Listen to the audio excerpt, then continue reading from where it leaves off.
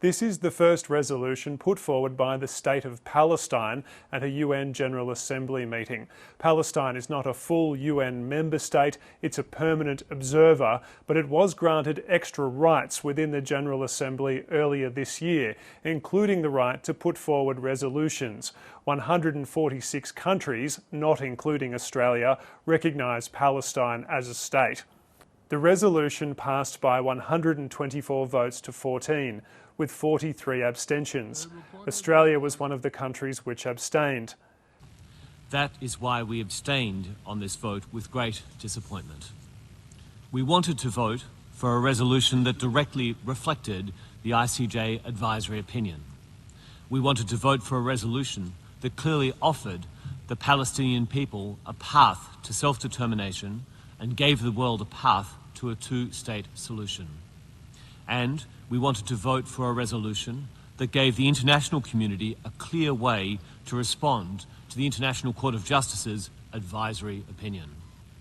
However, we are concerned that by making demands of the entire United Nations membership that go beyond the scope of the advisory opinion, the resolution distracts from what the world needs Israel to do.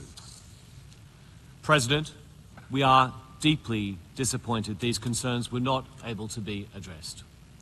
Australia supports many of the principles of this resolution, and we are already doing much of what it calls for. We adopted the name Occupied Palestinian Territories because that is what they are.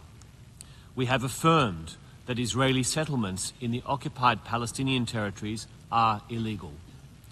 We insist Israel must cease settlement activity. We have sanctioned extremist Israeli settlers because they must be held to account for their violence. We will deny anyone identified as an extremist settler a visa to travel to Australia. The resolution demands Israel withdraw from those occupied territories within 12 months.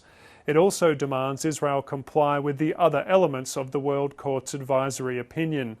The resolution is not legally binding on UN member states, but it is an expression of the strong sentiment in many countries about Israel's conduct and its ongoing occupation. Israel's government called the vote a march of folly that undermines attempts to reach a peaceful solution to the conflict. The Palestinian delegation said this was a historic moment for the Palestinian cause and for international law.